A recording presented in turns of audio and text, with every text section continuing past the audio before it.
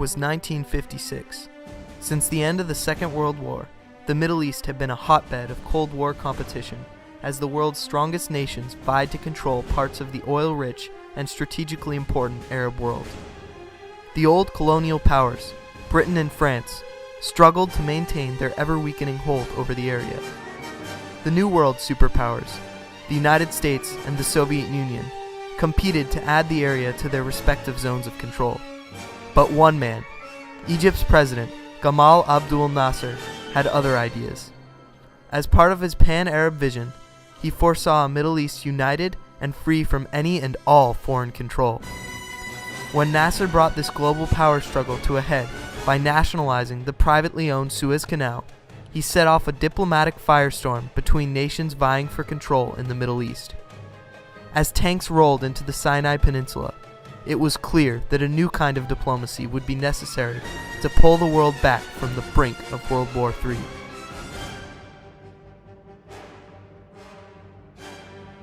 The Middle Eastern world in 1956 was marked by sharp divisions along Cold War lines. Iran, Iraq, Pakistan, and Turkey had joined with the United Kingdom in 1955 to form the Baghdad Pact to counter Soviet influence in the Middle East. Other Middle Eastern countries, such as Egypt, rejected the idea of siding with the Western world and instead remained sympathetic to the Soviet Union. The Arab world was also at odds with the newly created state of Israel. When President Nasser took office in early 1956, he began to propound an agenda of pan-Arabism. Nasser's goal was to unite the nations of the Middle East in order to change the Arab world from a mere pawn in the Cold War chess match to a major world player. حق تقرير المصير القضاء على الاستعمار عدم الانحياز التعايش السلمي الإيجابي. However, he also had pressing domestic issues to manage. The Egyptian people were suffering from critical food shortages. To stimulate the economy, Nasser planned to build a great dam at Aswan to regulate the Nile floods and create hydroelectric power. The United States and Great Britain had initially agreed to provide the necessary loans to fund the dam. However, citing Nasser's close ties with the communist world, both nations pulled their funding. A desperate Nasser decided to nationalize the Suez Canal, a potential gold mine, and use the proceeds to fund his dam. Completed in 1869, the Suez Canal is one of the world's most important waterways, largely because of its role in the transport of valuable Middle Eastern oil. At the time Nasser seized the canal, the largely French and British-owned Suez Canal Company still had 12 years remaining on its original 99-year lease of the canal. On July 26, 1956, Nasser announced that the Suez Canal Company had been nationalized and was now under Egyptian control. يتجه إخوة لكم من أبناء مصر ليديروا شركة القناة ويقوموا بعمل شركة القناة الآن دلوقتي يستلموا شركة القناة. British Prime Minister Anthony Eden began to collaborate with French Prime Minister Guy Mollet to regain control of the canal. He has shown that he is not a man who can be trusted to keep an agreement. The pattern is familiar to many of us, my friend. We all know this is how fascist governments behave. He could not, however, enlist the support of the United States, who looked to play a defensive battle against the growing global influence of the Soviets. The United States was not consulted in any way about any phase of these actions, nor were we informed of them in advance. In the circumstances I have described, there will be no United States involvement in these present hostilities. Rather than allow Soviet influence in Egypt, the U.S. would ultimately defy its NATO allies and come to Nasser's defense.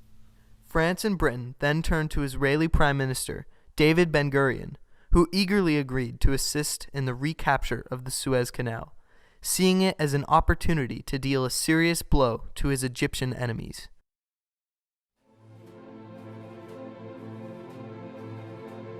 On October 29, 1956, Israeli paratroopers, tanks, and aircraft invade Egypt's Sinai Peninsula. Egyptian troops are unable to push back the Israelis.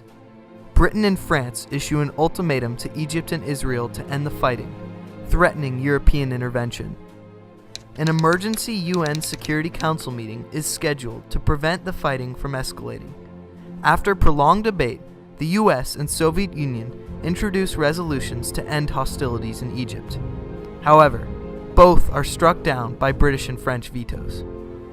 It quickly becomes clear that Britain and France are only looking for an excuse to invade Egypt. Only 2 days after Israel's first attacks, Britain and France commence Operation Musketeer, bombing multiple sites near the canal itself. Casualties rise and violence becomes more severe. The UN is thrown into a panic until Lester Pearson, a Canadian diplomat and revered member of the UN, proposes a ceasefire resolution to the UN General Assembly.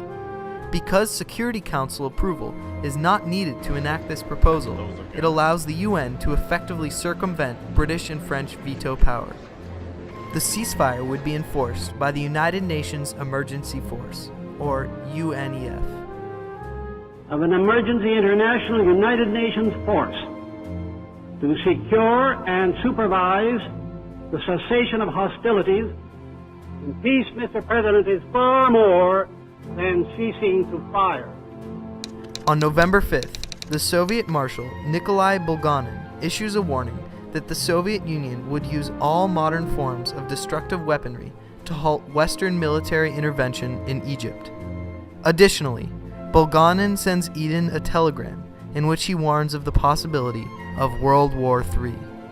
Finally, after much debate, the ceasefire and UNEF proposals made by Pearson are approved by the UN General Assembly. The United States uses its financial leverage over Britain and France to convince them to withdraw from Egypt, threatening to rip off the economic band-aids with which the US had supplied post-war Europe. Only 1 week later, UNEF forces arrive in Egypt just as the British and French began to retreat.